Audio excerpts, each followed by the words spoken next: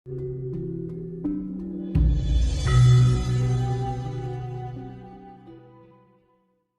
ya? Ya, karena apa? Karena kita bisa hidup, itu dihidupkan oleh hidup. Kita bisa bergerak, bisa berpikir, bisa bekerja, bisa berkeluarga, bisa berbisnis, bisa nipu, bisa beramal, bisa beribadah, bisa beragama, bisa berdoa, bisa menyebut nama-nama Tuhan, itu karena hidup. Dan sesungguhnya hidup itu bukan ilmu, tapi kalau dikatain ilmu, maka ilmu yang harus dipelajari oleh seluruh manusia hidup adalah ilmu hidup. Ya jane ning kitab ya wis diomong kayak kuwi. Sudah diberitahu di kitab itu. Bacalah kitab hidup yang kekal di dalam dirimu. Atau Iqra. Itu paling utama dan paling penting. Tidak tahu itu, oh ya wis mesti semrawut uripe. Tidak tahu itu semrawut.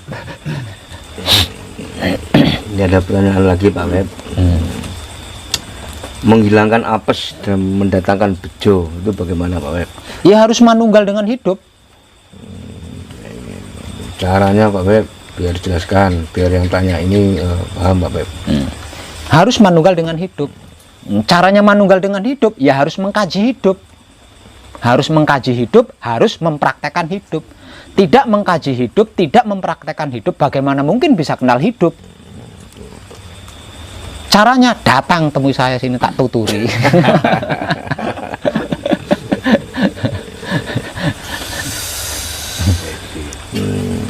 Tanda-tanda orang yang sudah ditinggalkan pamomong atau sedulur papat, bagaimana Pak Web? Stres. Stres ya, gila itu juga. Iya, stres. Konsep hidup agar bisa berhasil dalam hal apapun. Mengikuti hidup. Mengikuti hidup. Proses hidup, Oke. agar supaya berhasil di dalam kehidupan harus mengikuti hidup. Prakteknya seperti apa Pak Web? Prakteknya ya harus menyadari gerak-gerik hidup. Artinya kita harus mengerti dan memahami mana gerak hidup, mana gerak akal kita.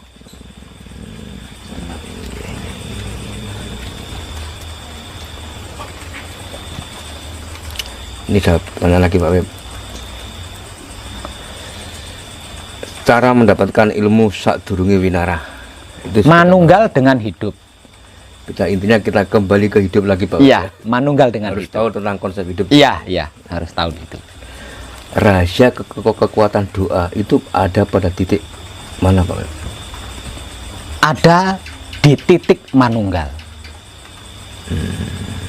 Ketika seseorang itu berada di dalam ranah manunggal, Oke. tidak ada satupun doa yang tidak mujarab. Soalnya kadang kan sering ada kasus. Iya. Orang itu tiap hari berdoa kan. Bahkan tiap malam wis wiritan dikir. Tapi nggak tercapai, nggak terkabul. Nah itu. Iya. Berarti intinya dia belum memahami tentang konsep hidup tadi. Ya, satu itu. Nah, dikarenakan dia dikarenakan belum memahami hidup, maka dia berdoanya ke sana.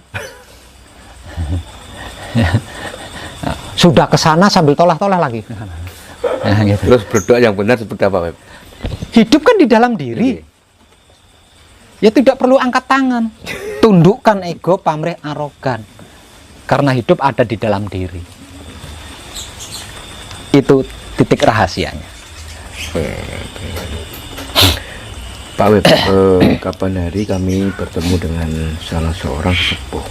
Iya, Ya mungkin ini ada agak sedikit ke hal-hal yang gaib lah Pak Web. iya. Bahwa nanti akan muncul suatu candi lah yang lebih besar, bahkan 12 kali lipat Borobudur. Iya. Dan itu titiknya di perbatasan Jawa Timur, Jawa Tengah. Saya ingin tahu dari pandangan Pak Web secara spiritual, bener apa enggak Pak Web? Ketika Eyang Sabdo Palonoyo Genggong kembali menjadi diri Semar, bukan cuma itu yang akan muncul, bahkan Atlantis akan menggantikan Jakarta. Dan itu lebih mewah daripada gedung-gedung pencakar langit yang ada di Jakarta. Namun sebelumnya akan terjadi sebuah kehancuran terlebih dulu. Sebab karena itu, untuk mengurangi kehancuran itu, Jakarta setidaknya separuh harus kosong. Jika perlu, seluruh yang menghuni Jakarta itu harus keluar jika tidak ingin ada korban. Karena apa? Karena Jakarta akan binasa, berganti menjadi kota Atlantis, kerajaannya orang Jawa paling kuno, paling modern, paling wah. Namun sebelum itu akan ada tempat-tempat beribadahnya leluhur kita zaman dulu bermunculan ke muka bumi. Bahkan ada beberapa kerajaan yang akan muncul. Setelah itu baru kerajaan termewah dan termegah ini muncul ke dunia. Dan tidak menutup kemungkinan Indonesia nanti ke kerajaan lagi sistemnya. Ya. Di kerajaan lagi. Tadi gini Pak Web, nanti akan terjadi suatu bencana yang dahsyat, mungkin goro-goro lah. Iya. Baru nanti muncul perubahan peradaban kehidupan baru, seperti itu Pak Web. Iya, iya, iya. Nah, ini hanya orang-orang yang benar-benar yang benar-benar berkesadaran murni yang bisa menerima proses alam yang terjadi, Mas. Nah, bagi mereka yang belum memiliki kesadaran murni, kan terjadi pro dan kontra di situ. Iya. Ada yang menganggap ini politik pemerintah, ada yang menganggap ini macam-macam lah. Padahal itu adalah proses alam untuk kemunculannya itu tadi. Sekarang kita logika aja, Mas. Bagaimana tidak terjadi sebuah kehancuran? Iya. Lah, hal-hal tersebut itu kan tertimbun, Mas. Tertimbun di tanah di mana kaki kita berpijak. Nah, kemunculannya kan sudah pasti menghancurkan. Iya kan? Sudah pasti menghancurkan apa yang menimbun kan gitu. Seperti halnya Atlantis kan.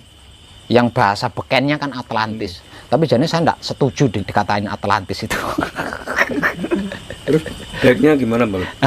Itulah kerajaan kadewatan. itulah kadewatan gitu loh. Itulah kadewatan. Pak Web, saya ingin tahu dari Pak Web tentang Candi Borobudur. Iya. Sampai saat ini kan masih pro dan kontra kan tentang siapa sebetulnya pendiri dari Borobudur. Iya. Kan ada peneliti yang pengen mengungkap tentang kebenaran Candi Borobudur. Iya. Bahkan ada yang mengatakan bahwa Candi Borobudur itu dalamnya itu ada merupakan harta karun emas. Ya, saya pengen tahu dari Pak Web, sebenarnya Candi Borobudur itu siapa yang membuat? Terus rahasia apa di balik Borobudur itu, Pak Web? Kalau tentang itu belum waktunya, Mas. Belum waktunya. Karena apa? Karena sebelumnya itu harus ada candi-candi pendukung Borobudur itu muncul terlebih dulu. Maksudnya candi-candi pewasan leluhur muncul lagi? Iya. Candi-candi yang berkaitan dengan Borobudur, termasuk yang terpendam di Gunung Padang. Yang di itu akan muncul terlebih dulu. Nah, kalau pendukung Candi Borobudur ini sudah nampak, ya saya berani mengungkap itu. Nah, ini menarik Pak tentang situs di Gunung Padang. Iya. Ada sebagian spiritual yang mengatakan bahwa peradaban dunia itu rahasianya ada di Gunung Padang. Itu benar Pak nggak Pak itu? Saya katakan benar. Benar ya? Ya. Karena apa? Karena situs yang ada di Gunung Padang itu adalah situs tempat dinobatkannya raja-raja Jawa. Kerajaan bertempat dimanapun itu dinobatkannya di situ. Dinobatkan di situ. Jadi itu situs khusus untuk penobatan para raja-raja, para ratu-ratu di sana. Artinya kalau diungkap ya sudah pasti terbongkar semua seluruh rahasia kerajaan. Lawang pelantikannya di situ. Tapi nanti bisa terungkap nggak Pak itu? Terungkap. Tapi masih ada, sebelum itu ada yang akan muncul terlebih dulu. Nah, setelah situs Padang terungkap, baru Borobudur nampak yang sesungguhnya. Saya katakan Borobudur saat ini masih misteri. Itu belum asli. Wujud Borobudur yang sekarang itu belum asli. Masih ada yang terpendam dan belum diketahui. Itu akan muncul nanti. Penampakan Borobudur yang sekarang itu kalau dibahasakan Jawa itu nembe hubungannya, Mas. Oh, berarti yang sekarang kalian itu baru bagian atasnya atapnya saja. aja, Pak? Ya. Itu baru atapnya. Itu baru atapnya. Pak Ib tadi kan mengatakan bahwa nanti tidak menutup kemungkinan akan muncul kerajaan-kerajaan leluhur kembali. Ya. Jadi Mas Pak Ib itu kerajaan seperti apa, Pak? Apa kerajaan seperti Majapahit yang sekarang bekas keratonnya aja kan kayaknya kan sudah tidak ada bekasnya kan? Ya. Bisa dikatakan kan hilang. Apakah yang raja kerajaan kayak Siliwangi, Pajajaran itu muncul lagi apa gimana Pak? Ya. Itu? Ada 3 kerajaan. Pertama adalah kerajaan Jenggolo atau kerajaan Jenggala. Yang kedua adalah kerajaan Majapahit. Dan yang ketiga adalah kerajaan Pajajaran. Setelah itu nanti akan disusul munculnya tempat keramat di situs Padang yang menjadi penobatan para raja dan para ratu. Setelah itu Borobudur yang seaslinya akan nampak. Kemudian kota modern dan mewah akan muncul. Itu di mana Pak? Kota modern dan yang akan muncul ini? Dikarenakan Jakarta yang akan mengalami kehancuran, maka pinggirannya itu di daerah Jakarta. Bagian pinggir itu, Mas. Bukan di Jawa Tengah? Ya. Bukan di Jawa Tengah? Jawa Tengah itu Majapahit, Mas. Kemunculan Majapahit, bukan Atlantis. Kemunculan Majapahit. Di Jawa Timur adalah kota Jenggala atau kerajaan Jenggala. Di antara Jawa Timur, Jawa Tengah adalah kota Majapahit atau kerajaan Majapahit. Sedangkan di Jawa Barat adalah kerajaan Pajajaran. Kan 3 kerajaan ini yang menjadi bibit kerajaan-kerajaan lain. Aslinya kan itu. Iya. Nah, setelah 3 kerajaan ini muncul, baru disusul kemudian dengan kerajaan yang sesungguhnya yang akan memimpin, bukan cuma tanah Jawa, Mas, tapi bahkan luar negeri akan menjadi bawahannya. Berarti intinya Indonesia akan menjadi mercusuar dunia. Ya, katakanlah seperti itu. Kira-kira kapan Pak? Masih lama nggak? Ini sudah mulai.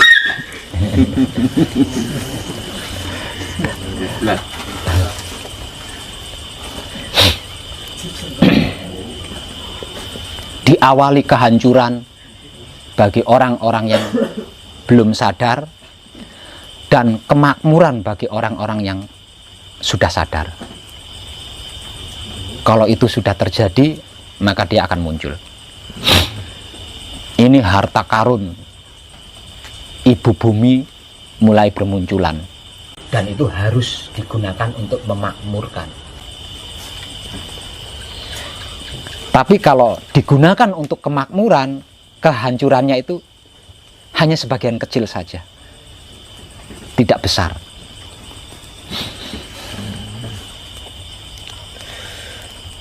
Tidak menutup kemungkinan bahwa nanti akan ada peradaban perubahan kehidupan baru dan akan diawali dengan bencana yang dahsyat, bahkan goro-goro. Bekal apa yang harus kita miliki untuk menghadapi peradaban zaman baru besok? Tidak perlu bekal apapun, Mas. Cukup gondelan watonnya sing kenceng. Waton yang dimaksud apa? Hidup. Hidup kembali. Ya. Karena apa yang kita miliki pada saat ini belum tentu berguna di peradaban berikutnya, Mas. Jadi kita benar-benar harus polos seperti halnya bayi yang baru lahir. Harus polos di situ. Kalau ingin ikut menjadi penghuni di peradaban berikutnya.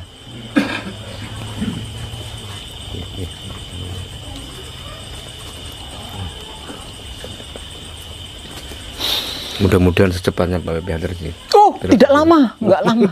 Enggak lama, tidak terlampau lama. Apalagi sekarang 24 jam itu kayak cepet banget kan? Nah, cepet banget. Nah, itu sudah tanda itu. Sudah tanda-tanda. Yang terakhir Pak Web. Siap. Saya minta pesan-pesan aja dari Pak Web agar kita ini selalu diberikan keselamatan. Apa yang harus kita lakukan agar kita bisa diberi anugerah dari Tuhan. Di era modern ini, Mas, di era modern yang katanya serba canggih, tapi justru kan membodohkan kita. Ya. Canggih tapi justru membodohkan kita kan. Jadi yang terpenting itu adalah Wahyu Pancalaku kelima. Wahyu Pancalaku adalah satu, pasrah kepada Tuhan, menerima keputusan Tuhan, mempersilahkan kuasa Tuhan, merasakan kenyataan Tuhan, menebar cinta kasih sayang Tuhan kepada apapun, siapapun, dimanapun. Nah, ini yang terpenting, Mas. Kalau yang ini adalah hak pribadi masing-masing lah ya.